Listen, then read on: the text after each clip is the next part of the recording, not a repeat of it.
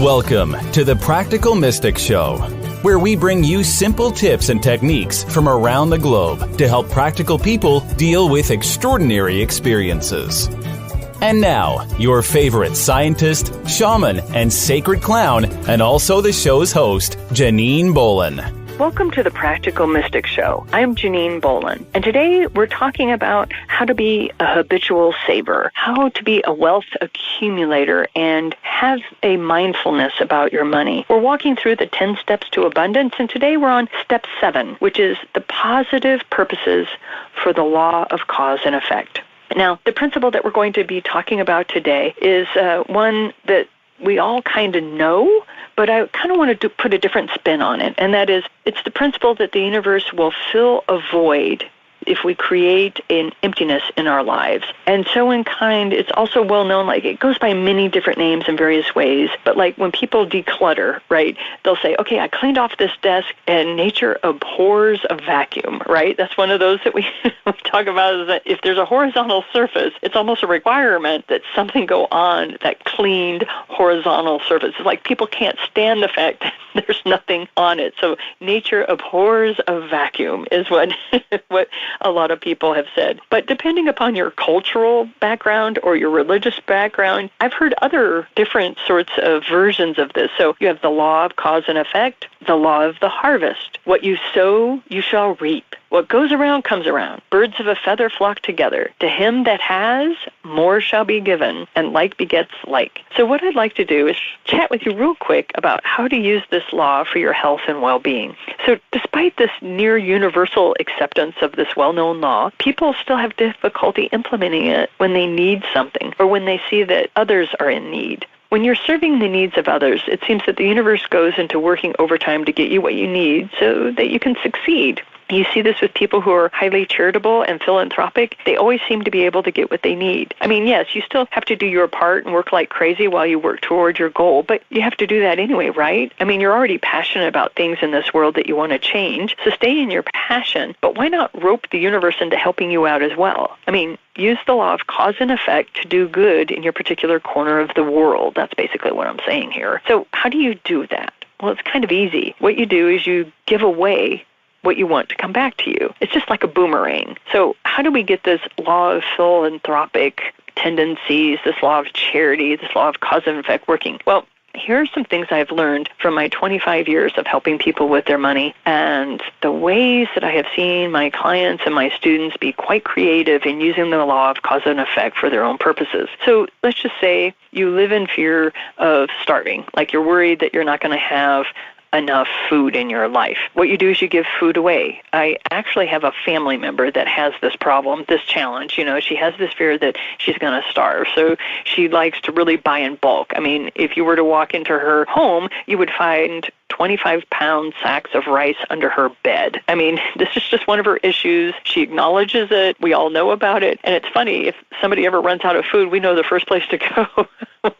We'll ask her. But I've learned so many tricks on how to store food from her. Because of her issue, she has been quite an educator to me on how you go about preparing and how you go about keeping 2 to 3 months of food supplies, okay? So anyway, if you live in fear of starving, give food away. If you're afraid of being homeless, offer your house as a place to stay to people. I mean, people you trust. You know, use your common sense. But the point is whatever you are worrying about, whatever you are like in fear of, those are the things that you become charitable of, and the law of cause and effect will make sure you always are in abundance, such as if you're worried about not having enough clothes for yourself or your children, give clothes away. And it's amazing how they will come back to you. Those clothes will come back to you. Lastly, if you really want more money in your life, guess where we're headed with this? You're right. Start giving money away. Give as much money away as you can without straining your budget for rent, food, your mortgage, tuition, insurance payments,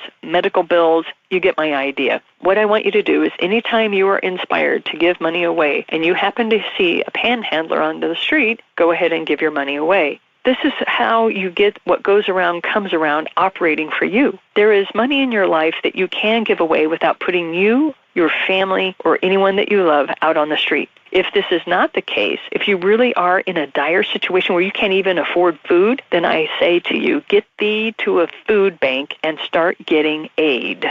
Why? You need to swallow that pride you have and accept help so that you can get to where you are more stable financially. And a lot of times, getting help from a food bank is a perfect way to stabilize yourself and your family so that you can move forward and become a habitual saver.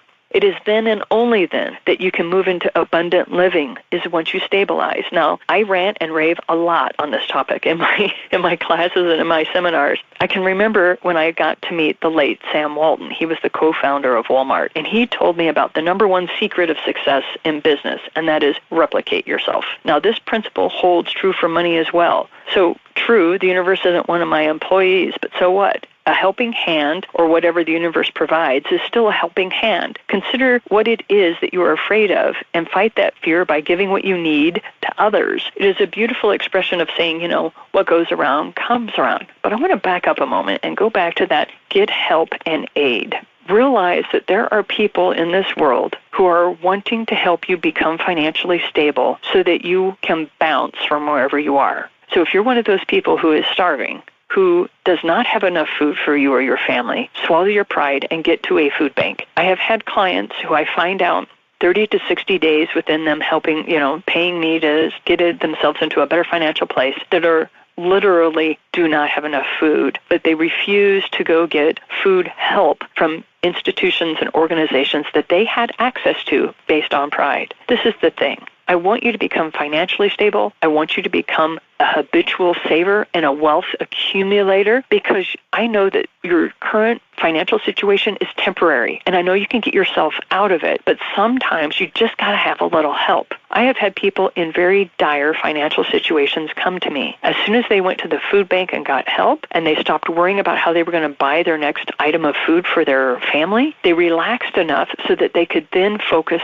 on opportunities that started to come to them. Then they were able to go to other institutions and organizations to get a business suit, to get items that have charities that help them. They learned how to interview better. They learned to get a better paying job. They were able to move up the scale, and they went from being homeless and on the streets into a house eventually. It took them 7 years. I'm thinking of one person particularly. It took her 7 years to get there, but she started off being able to get a place to rent, and then after renting a place for 7 years, she got a better paying job. She is now a mail carrier for the U.S. Postal Service, and she has now been able to purchase a home. So what I want to encourage you to do is use the law of cause and effect to your own benefit. If there's something that you're afraid of, whether it's I'm not going to have enough money, I'm going to starve to death, I'm not going to have a place to live, I'm going to be homeless on the street corner, something like that, take that fear, and if you can, give money to a charity that assuages that fear, right? So if you're worried about being homeless and out on the street, donate to a charity that's doing good work for the homeless.